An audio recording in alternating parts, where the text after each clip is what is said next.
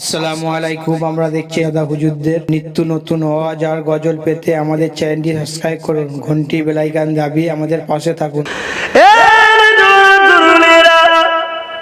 আল্লাহ নবীর সাহাবী হযরত খুবাইব রাদিয়াল্লাহু তাআলা এমন করে দিনাকে কিছু মুনাফিক মুসলমান এসে আমার নবী পাকের হাতে হাত দিলে। তারা ছিল ধর্মে ইহুদি, ধর্মে ছিল খ্রিস্টান। আমার নবী পাকের কাছে এসে কলেমা পড়লো, মুসলমান সাজার নাটকটা করলো। আমার নবী পাকের কাছে কিছুদিন দিনও শিখলো। শিকার করে বলতে লাগলে, ইয়া রাসূলুল্লাহ হাবিবাল্লাহ, আপনি যদি কয়েকজন সাহাবীকে দেন যারা কোরআন ভালো করে মানুষকে বোঝাতে পারবে, তাহলে আমাদের এলাকায় কি যদি বুঝায় অনেক মানুষ পরিবর্তন হয়ে যাবে। এই যুবকেরা তরুণেরা আল্লাহ নবীর সাহাবী একটা কাফেলা পাঠিয়ে দিল। তার মধ্যে সর্দার ছিল হযরত খুবাইব রাদিয়াল্লাহু তাআলা। এমন করে যখন তারা তাদের এলাকায় পৌঁছে গেল, ওই সাহাবা হুজুরগুলোকে বন্দী করে ফেললো। ওই সাহাবা হুজুরগুলোকে বন্দী করে তিনাদেরকে একের পর এক শহীদ করতে লাগলো।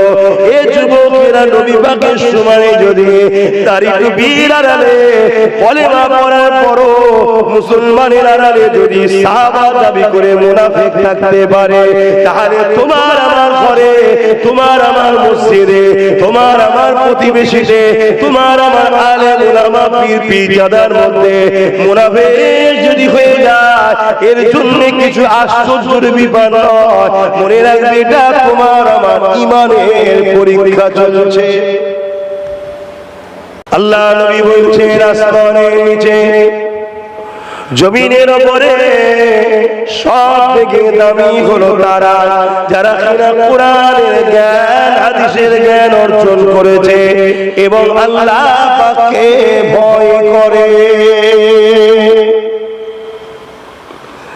আল্লাহ নবী আরো বলেন, জমিনের নিচে আসমানের উপরে সব থেকে নিকৃষ্ট হলো তারা যারা কিনা একদল উলামা।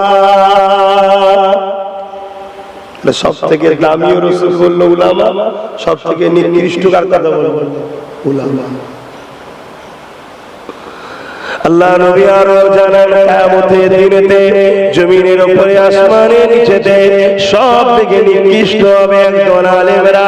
কেননা তারা দুনিয়া জমিনের লোভ লালসায় পড়ে দ্বীনের ইলম অর্জন করার পরও তারা আমার উম্মতদেরকে ধোঁকায় ফেলে তারা দুনিয়ার জমিনের তাগুতি শক্তির কাছে নিজেদেরকে বিক্রি করে দেবে। আমি রাসূলুল্লাহ জানিয়ে দিই, এরা হলো চতুষ্পদ জন্তু থেকেও নিকৃষ্ট। চতুষ্পদ জন্তু বলতে আমরা একটা জন্তুকে জানি নিকৃষ্ট, জানেন তো নাকি? খিঞ্জির, শূকর, তা থেকেও নিকৃষ্ট। আমার রাসূল বলছে, আখিরি জামানা একটু বুঝে বুঝে ভাবতে হবে।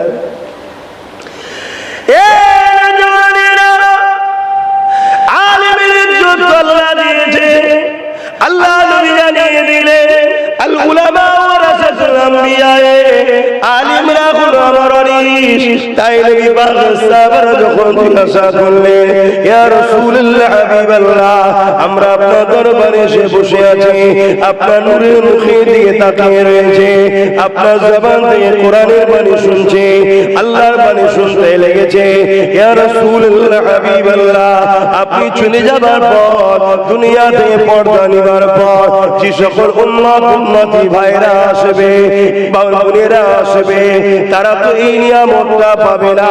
আপনার জবান থেকে বসে বসে যে আমরা কোরআনের বাণী শুনছি, এই মাকামটা তারা তো পাবে না, এই সম্মানটা তারা তো পাবে না। আল্লাহ নবী জানিয়ে দিয়েছিলেন, হে আমার সাহাবারা উম্মতিদেরকে জানিয়ে দেবে, আমি রাসূলুল্লাহ আমার যারা ওয়ারিস হবে, অর্থাৎ যারা উম্মতিকে আমি নবী আমার সঙ্গে জুড়তে চাইবে, দ্বীনের পক্ষে ডাকতে চাইবে, কথা বলতে চাইবে, এদের মুখের দিকে যারা তাকিয়ে তাকিয়ে দেখবে, তোমরা আমাকে দেখে যে নিয়ামত পাচ্ছ, ওই নিয়ামত আল্লাহ তাদের আমলনামায় দিয়ে দেবে।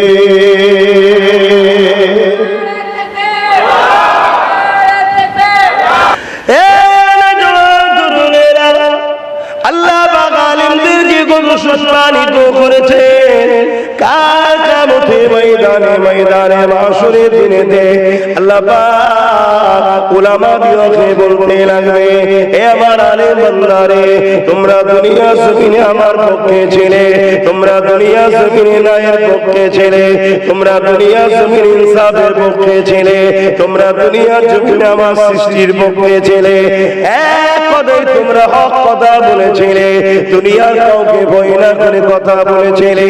আজ কঠিন দিনেতে সবাই যেখানে নফসি নফসি নফসি করছে, আমি আল্লাহ তোমাদেরকে ময়দানে রাখবো না। আমার আলেম বান্দারা আল্লাহরা, আজকে দিনেতে আমি আল্লাহ তোমাদেরকে ইজাজত দিয়ে দিলাম, তোমরা বেহিসাব জান্নাতে চলে যাও। তাহলে কিয়ামতের দিনে আলেমরা বেহিসাব জান্নাতে যাবে। আলেমের সম্মান আছে না নাই? আলেম কোন আলেম? যারা হক কথা বলবে, যেমন ইমামে আযম হক কথা বলেছিল, সময়ের শাসক তার দুশমন হয়েছিল। ইমাম বুখারী হক কথা বলেছিলেন, সময়ের শাসক ইমাম বুখারীর দুশমন হয়েছিলেন। হযরত এমন ইমাম মালিক হক কথা বলেছিলেন, সময়ের শাসক তার দুশমন হয়েছিলেন। ফিরে আসেন আমার হিন্দুস্তানে, মুজাদ্দিদ আল-কাসানি হক কথা বলেছিলেন, সময়ের শাসক অত্যাচারী বেঈমান আকবর তিনার দুশমন হয়েছিলেন, এমনকি জেলে পর্যন্ত ভরে দিয়েছিলেন, জেলে ভরে দিয়ে কষ্ট জুলুম করেছিলেন। কিন্তু আল্লাহর মর্জিকে বোঝে হতভাগা আকবরকে গদি থেকে পদচ্যুত করে দিয়ে হযরতে বাসসারুঙ্গি রাহমাতুল্লাহ আলাইহি তিনি ক্ষমতা দখল করলেন এবং মুজাদ্দিদ আল-কাসানিকে জেল থেকে উদ্ধার করে আজাদ করে দিয়ে তিনার কদমে বায়াত মুরিদ হয়ে গেলেন। শুনছেন? ইতিহাসগুলো জানতে হবে। তাহলে হাক্কানি আলেম চিনার একটা নমুনা বলে গেলাম, যে হক আলেম হবে, সময়ের শাসক যদি জালিম হয় তার বিরুদ্ধে হবে, যদি জালিম না হয় তার বিরুদ্ধে হবে। কথা মাথায় ঢুকছে? এটা হলো একটা নমুনা। আপনি বলুন না, কার কথা বলবেন বলুন না। হযরত গরিব নওয়াজের কথা বলুন, বিরুদ্ধে ছিল না ছিল না সময়ের শাসক? যুগে যুগে যত ইতিহাস আপনি দেখবেন, হাক্কানি আলেমদের একটা নমুনা, সময়ের শাসক জালিম শাসক যদি হয়, হাক্কানি আলেমদের বিরুদ্ধে থাকবে।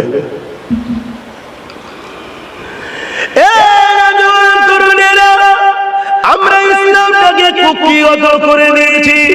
আমরা মনে করি ইসলাম মানে মসজিদ, মাদ্রাসা, দাড়ি, টুপি, নামাজ, রোজা। না না না না, এখনো ইসলামের মধ্যে যেমন আছে, ইসলাম তো খোদা তো মানুষকে খানা খাবার না। আলেমে হাক্কানি তো সে হবে, সে খোদা তো মানুষদের জন্য আওয়াজ তুলবে। ইসলাম তো অন্যায়কে মিটিয়ে দিবার না। আলেমে হাক্কানি তো সে হবে, যে অন্যায়কে মিটাবার জন্য আওয়াজ তুলবে। সে অন্যায়টা নেশাগ্রস্ত শরাব থেকে শুরু করে, হিরোইন থেকে শুরু করে আরো কি না কি নেশা আছে, এগুলোকে বন্ধ করার জন্য আওয়াজ তুলবে। আলেম তো তিনি হাক্কানি হবে, যে সমাজে যে কোনো মানুষ যদি বিপদে পড়ে যায় তার পক্ষে দাঁড়িয়ে আওয়াজ তুলবে। এটা তো আলেমে হাক্কানিদের আদর্শ হবে। কেন? আমার নবী পাক হলেন সবার মনে, আমার নবী পাক সর্বসময় মজলুমদের সাথে ছিল, জালিমদের বিরুদ্ধে ছিল। আলেমে হাক্কানিদের নমুনাও তো এটা হবে, যারা সর্বসময় মজলুমদের সাথেই হবে। সে মজলুম মুসলমান হতে পারে, তারও জন্য কথা বলবে। সে মজলুম যদি অমুসলিম হয়, আলেমে হাক্কানি তার জন্য কথা বলবে। কারণ আমার আল্লাহর সৃষ্টি, আল্লাহর সৃষ্টিকে যে ভালোবাসলো, সে আল্লাহ পাক তাকে কিয়ামতের দিন ভালোবাসবে। এখন আসেন যে কথা বলতেছিলাম, আল্লাহ পাক ওই আলেমকে বলতে লাগবে, তোমরা বেহিসাব জান্নাতে চলে যাও। ওই আলেমগুলো যখন জান্নাতে যেতে লাগবে, এই সময় একদল বান্দা বান্দিরা তাদেরকে দাঁড় করিয়ে দেবে। ও আল্লাহ পাকের আলেম বান্দারে, দুনিয়া জমিনে আপনারা যখন ওয়াজ করতে বলতে থাকতে আল মারহু মা মান আব্বা, দুনিয়ায় যে যার সঙ্গে থাকবে পরকালে সে তার সঙ্গে থাকবে। দুনিয়া জমিনে আপনাদের মাহফিলে যেতাম, আপনাদের মজলিসে যেতাম, আপনাদের মিটিং এ যেতাম, আপনাদের ডাকে সাড়া দিতাম, আপনাদের পাশে দাঁড়িয়ে থাকতাম, আপনাদেরকে সর্বদিক দিয়ে সহযোগিতা করতাম। আজ কিয়ামতের দিন আপনি জান্নাতে চলে যাচ্ছেন আমাদেরকে বাদ দিয়ে, অথচ আপনি হাদিস শোনাতেন আল মারহু মা মান আহাব্বা, দুনিয়ায় যে যাকে ভালোবাসবে তার সঙ্গে জান্নাতে যাবে।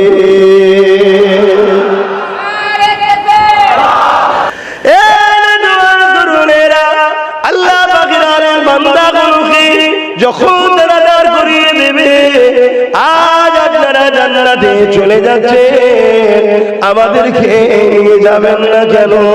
দুনিয়া জমিনে সুখে দুঃখে আপনাদের সাথে ছিলাম, আপনাদের দিকে কেউ চোখ তুললে আমরা সঙ্গে সঙ্গে সামনে দাঁড়িয়ে যেতাম, আপনাদের উপরে কেউ আঘাত করলে আমরা নিজেদের শরীরকে সামনে দিয়ে দিতাম, আপনাদের মাহফিলে গিয়ে বসতাম, আপনাদের কথা মতো আমরা চলতাম। আজকে দিনেতে আপনারা জান্নাতে চলে যাচ্ছে, আমাদেরকে কেন নিয়ে যাবেন না? ওই সময় আল্লাহ পাকের আলেম বান্দারা আল্লাহ পাকের আশীর্বাদের দিকে এগিয়ে যাবে, সিজদায় পড়ে গিয়ে আল্লাহ পাককে বলতে লাগবে, ও রব্বি আল্লাহ, দুনিয়া জমিনের মানুষ দিগকে আপনার হাবিবের বুখারী হাদিস আমল করে তাদেরকে শুনিয়েছিলাম, আল মারহু মা মান আহাব্বা, দুনিয়ায় যে যাকে ভালোবাসবে তার সঙ্গে জান্নাতে যাবে। আজকে আমাদেরকে যারা প্রিয়ার করেছিল, মুহাব্বত করেছিল, আমাদের সাথ দিয়েছিল, আজকে তারা ময়দানে মাশরে রয়ে গেছে, আমাদেরকে জান্নাত যাওয়ার ইজাজতটা দিয়েছে, তারা আজকে বড় আনন্দ করছে, তাদেরকেও আমাদের সঙ্গে যাবার ইজাজতটা দিয়ে দেয়। আল্লাহ নবী জানিয়ে দিলে, এ যুবকেরা তরুণেরা, ওই আলেমে হাক্কানিদের খাতিরে আল্লাহ পাক তাদের প্রেমিকদের, তাদের সহযোগীদেরকে আল্লাহ পাক জান্নাতি বানিয়ে দেবে। আরো জোরে বলুন সুবহান। এখন যদি কারো ধারণা হয় আলেমে হাক্কানিগার এখন আছে, আলেমে হাক্কানি যদি না থাকে তো দুনিয়া আছে, শুনছেন তো নাকি? আচ্ছা, কে বলেছে? খুঁজে নিতে হবে, খুঁজে নিতে হবে। আমি তো একটা নমুনা বললাম, আর একটা নমুনা বলে যাই, যাদের কাছে গেলে, যাদের কাছে বসলে আল্লাহর কথা মনে পড়বে, এটা হলো আলেমে হাক্কানি চেনার একটা নমুনা। জোরে বলুন সুবহানাল্লাহ। যাদের কাছে গেলে, যাদের কাছে বসলে মুখ খুলে বয়ান করলেই চেষ্টা করবে আপনাদের ঘরে মুহাম্মদ রাসূলের সঙ্গে জুড়া, এটা হলো আলেমে হাক্কানিদের নমুনা। জোরে বলুন সুবহানাল্লাহ। নেই কে বলেছে? অতএব বাপ ভাই একটু বুঝে বুঝে চলুন। আলেমদের আল্লাহ অনেক সম্মান দিয়েছে, অনেক ইজ্জত দিয়েছে। বনি ইসরাইল কওমের নবী আলাইহিস সালাম আল্লাহ যে মর্যাদা দিয়েছে, আমার নবীর উম্মতের আলেমে হাক্কানিদের ঘরে আল্লাহ সেই সমকক্ষ মর্যাদা দিয়েছে, শুধু নবুয়তটা দেয়নি। জোরে বলুন সুবহানাল্লাহ। তাহলে আলেমদেরকে কি আর করবে? আসেন ফিরে যান বিশ্ব জুড়ে ইসলামকে মিটাবার ষড়যন্ত্র করছে, কেননা আবু জেহেল করেছিল। আবু জেহেল দেখেছিল মুহাম্মদ রাসূল ইনসাফের কথা বলে, আর আমি ইনসাফই করি। মুহাম্মদ রাসূলুল্লাহের কথা বলে আমি অন্যায় করে বেড়াই। মুহাম্মদ রাসূল জুলুমকে মিটাবার কথা বলে আমি জুলুম করে বেড়াই। মুহাম্মদ রাসূল মানুষের অধিকারের কথা বলে আমি অধিকারকে হরণ করে বেড়াই। মুহাম্মদ রাসূল এতিমের অধিকারের কথা বলে আমি এতিমদের ঘরে গোলাম বানিয়ে দিয়েছি। মুহাম্মদ রাসূল নারীদের অধিকার সম্মানের কথা বলে আর আমি নারীদেরকে ভোগের পাত্রী বানিয়ে দিয়েছি।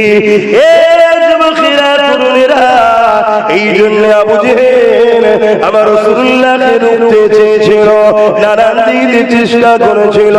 আমার নবী পাক যখন সিজদায় পড়ে যেত, আমার নবী পাকের পিঠেতে পচা তুম্বার ভুঁড়ি দুর্গন্ধ ভারী জিনিস চাপিয়ে দিত। আর রাহমাতাল লিল আলামিন নবী আমার ওই অবস্থাতে সিজদায় পড়ে থাকতো, ওই অবস্থাতে সুবহান রাব্বিল আলা তাসবিহ পড়তে থাকতে মাথাকে তুলতে পারতেন না, কেননা ভারী দুর্গন্ধময় পচা তুম্বার ভুঁড়ি চাপানো রয়েছে।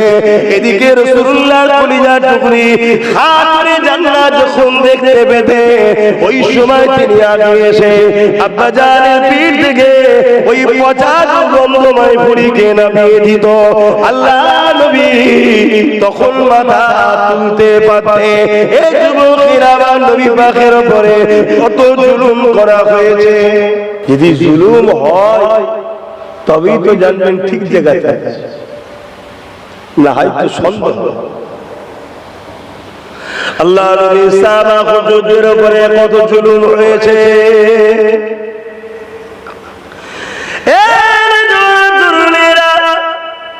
আল্লাহ নবীর সাহাবী হযরত খুবাইব রাদিয়াল্লাহু তাআলা এমন করে তিনাকে কিছু মুনাফিক মুসলমান এসে আমার নবী পাকের হাতে হাত দিলে। তারা ছিল ধর্মে ইহুদি, ধর্মে ছিল খ্রিস্টান। আমার নবী পাকের কাছে এসে কলেমা বললো, মুসলমান সাজার নাটকটা করলো। আমার নবী পাকের কাছে কিছুদিন দিনও শিখলো, শিকার করে বলতে লাগলে, ইয়া রাসূলুল্লাহ হাবিবাল্লাহ, আপনি যদি কয়েকজন সাহাবীকে দেন যারা কোরআন ভালো করে মানুষকে বোঝাতে পারবে, তাহলে আমাদের এলাকায় গিয়ে যদি বুঝায় অনেক মানুষ পরিবর্তন হয়ে যাবে। এই যুবকেরা তরুণেরা আল্লাহ নবীর সাহাবী একটা কাফেলা পাঠিয়ে দিল। তার মধ্যে সর্দার ছিল হযরত খুবাইব রাদিয়াল্লাহু তাআলা। এমন করে যখন তারা তাদের এলাকায় পৌঁছে গেল, ওই সাহাবা হুজুরগুলোকে বন্দী করে ফেললো।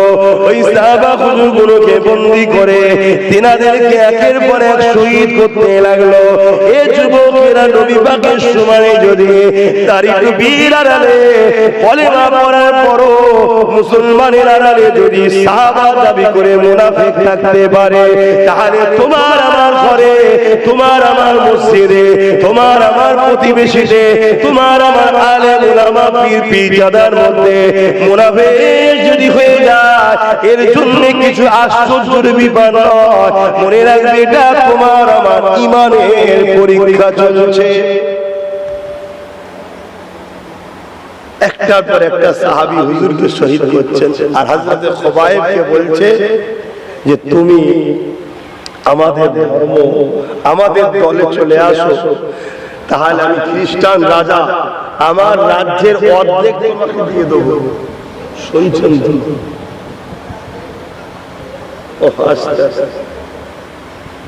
আস্তে আস্তে কথা বলে, অর্ধেক রাজত্ব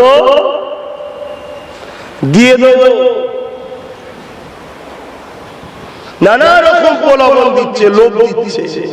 আল্লাহ নবীর সাহাবী একটাই কথা বলছে, শোন, আমরা মুনাফিক নই, আমরা সাহাবী। জোরে বলুন সুবহানাল্লাহ।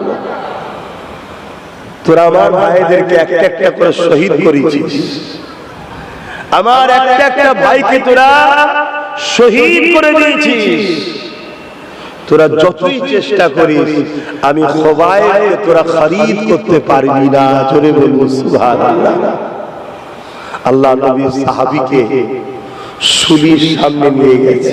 সুলি বোঝেন কি গো আপনারা জানেন? সুলি বোঝেন?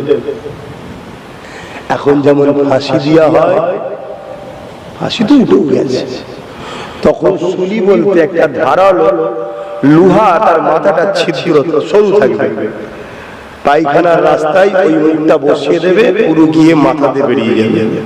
এই শাস্তি দিয়ে সাহাবাদেরকে শহীদ করত।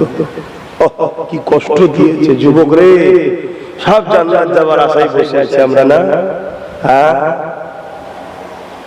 জান্নাত আমাদের কি আপনারা জানতেন নাকি? সাহাবাদের উপরে কি জুলুম হয়েছে, আর আমরা সহজে জান্নাত চলে যাবে আশায় বসে আছি, তাই তো? হ্যাঁ, আল্লাহ মাফ করুক। তবে হ্যাঁ, আমরা যদি তাদের দিনের ক্ষতি উপকার যদি করতে নাও পারি, ক্ষতি যদি না করে তাদের সাথী যদি হতে পারি, হয়তো আল্লাহ দয়া করে, হয়তো না আল্লাহ বলেছেন, অদাও করেছেন, হয় আল্লাহ ওয়ালা হও নবী বলেছেন, না হয় আল্লাহ ওয়ালাদের সাথী হও। এই বা যদি সাথী হতে নাও পারো, যারা সাথী তাদের সঙ্গে সম্পর্ক রাখো, এই চেনটা যাবে জান্নাতে। জোরে বলুন সুবহানাল্লাহ। আল্লাহ নবী সাহাবে হযরতে খুবাইব হুজুরকে বলেছিলেন, এ জালিম খ্রিস্টানরা সাথী মনে করিস তোরা আমাকে। আমরা নবী সাহাবারা আমরা আমাদের জানের থেকে বেশি আল্লাহ ও রাসূলকে মহব্বত করি। এ জালিম বাদশা শুনে রেখে দে, কেউ যদি বলে মুহাম্মদ রাসূলের পায়ে কাঁটা ফোটাবো, যদি খুবাইব তোর চালটা দিয়ে দিস কাঁটা ফোটাবো না। রাসূলুল্লাহর পায়ে কাঁটা ফুটতে না ফুটো, এই কাঁটা ফুটানোকে রোকার জন্য আমরা আমাদের জানটা দিয়ে দিতে পারি।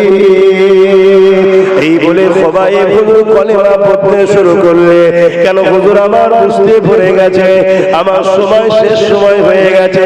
হুজুরকে ধরে ধরে নিয়ে গিয়ে ওই শুলির উপরে চাপিয়ে দেওয়া হলো। হুজুর শহীদ হয়ে গেলেন।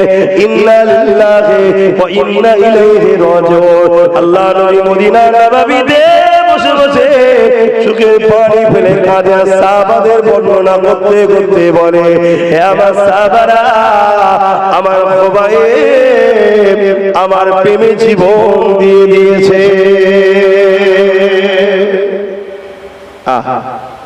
আর আজকে একটু মূল্যবান সময় শুধু বার করে একটা জায়গায় হজ একসাথে আওয়াজ তোল, কেন্দ্র সরকারের কালা কানুন মানছি না, মানবো না, এইটাতেও সময় নেই মুসলমানের। কি গো বললাম? আর যদিও বা করবে আমাদেরই একদল উলামা, সবাই নয়, একদল উলামা, একদল আলেম, একদল ইমাম, তারা পিছন থেকে কাঁদছে। কোথায় এসে গেলাম আমরা,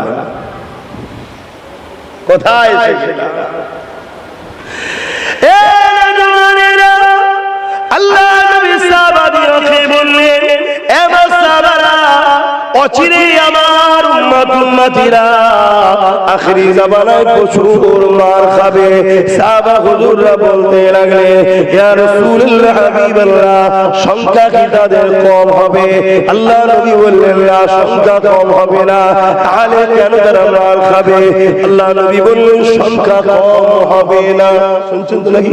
সংখ্যা কম হবে না। তাহলে কেউ যদি বলে আমাদের সংখ্যা কম, সে মৃত্যু। আমাদের সংখ্যা কম নয়। শুনছেন তো?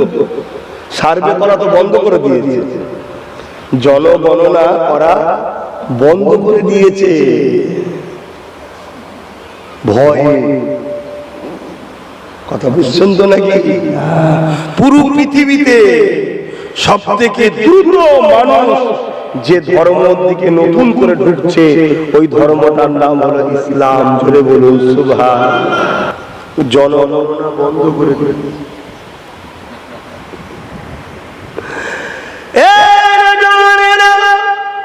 আল্লাহ নবী বললেন, বাবা সাহাবারা, তাদের সংখ্যা কম হবে না।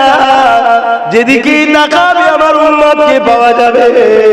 আজকে আমেরিকাতে দেখো রাসূলের উম্মত আছে, জাপানে দেখো রাসূলের উম্মত আছে, ফ্রান্সে দেখো রাসূলের উম্মত আছে, ইন্দোনেশিয়াতে দেখো রাসূলের উম্মত আছে, অস্ট্রেলিয়া ব্রাজিলে দেখো রাসূলের উম্মত আছে, কানাডায় দেখো রাসূলের উম্মত আছে। পৃথিবীর কোন জায়গা বলো যেখানে মুহাম্মদ রাসূলের উম্মত উম্মতি না, যেখানে কালেমা লা ইলাহা ইল্লাল্লাহ মুহাম্মদ রাসূলুল্লাহ আওয়াজদানা। এই যুবকেরা, তরুণেরা, বাপেরা, সাহাবারা জিজ্ঞাসা করতে লাগলে, ইয়া রাসূলুল্লাহ, হাবিবাল্লাহ, তাহলে মার খাবার কারণটা কি হবে? সংখ্যা যখন কম হবে না, তাহলে মার খাবে কেন? বলবেন? ভুল কিছু বলেন, ভুল কিছু বলেন।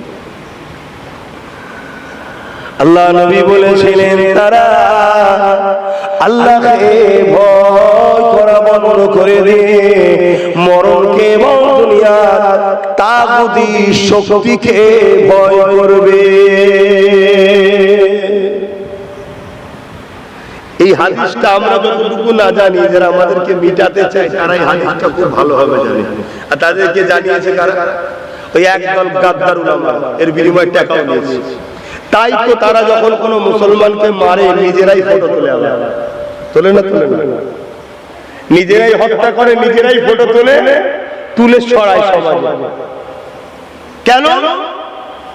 আল্লাহর নবী বলেছেন তাদের অন্তরে আল্লাহর ভয় উঠে গিয়ে মৃত্যুর ভয় ও দুনিয়ার তাগুতি শক্তি জালিম শাসকের ভয় ঢুকে গেছে।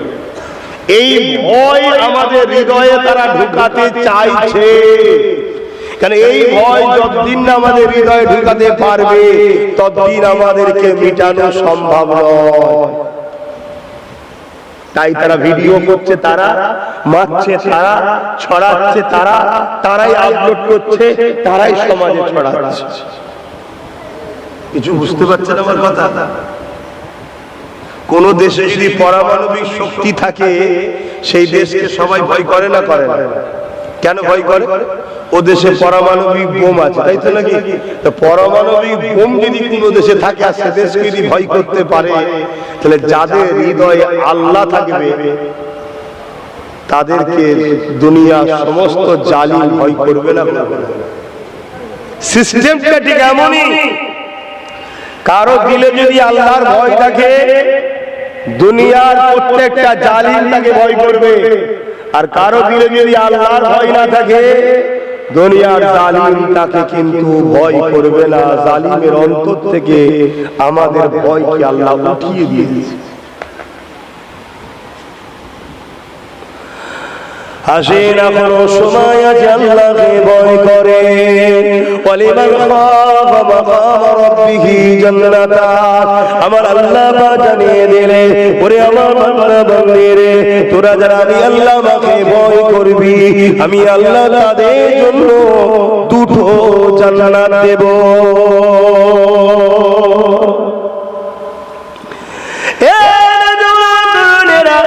আল্লাহর ভয় যাদের হৃদয়ে আছে, দৈনিক 5 ওয়াক্ত নামাজ তারা ইচ্ছা করে কখনো কাজা করতে পারে না। কারণ জানে আল্লাহ দেখছে। এটাই তো ভয়টা কাটবো না। আল্লাহর ভয় যাদের হৃদয়ে আছে, তারা যদি অন্যায় রাস্তায় চলে যায়, অন্যায় যদি করেও ফেলে, সঙ্গে সঙ্গে তাদের মধ্যে এই অনুশোচন আসবে না আমি অন্যায় করে ফেললাম, না আমি ভুল করে ফেললাম। সঙ্গে সঙ্গে সে তওবা করবে। আর তওবাকারী আল্লাহ বড় পছন্দ করে।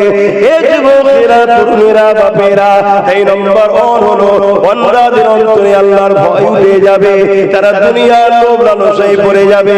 দুনিয়াকে তারা ভয় করবে, মৃত্যুকে তারা ভয় করবে, মৃত্যু থেকে তারা পালাবার জন্য চেষ্টা করবে। কিন্তু কোন এমন জায়গা নাই যেখান থেকে তোমাকে মৃত্যুর হাত থেকে বাঁচাতে পারবে। তোমার টাইম যে সময় আছে, ওই সময়তেই তোমার মৃত্যু হবে। এই যুবকেরা, তরুণেরা, আল্লাহ নবী দ্বিতীয় নম্বর বললে তারা বড় লোভী হয়ে যাবে। কি হয়ে যাবে? লোভী। লোভ যে কি জিনিস, লোভী হয়ে যাবে। এখন আসল হুজুরকে একটু সালাম দিয়ে নিয়ে, ইয়া নবী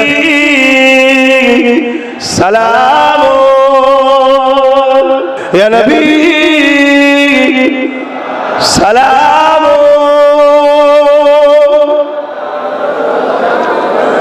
ইয়া রাসূল, ইয়া হাবিব সালাম,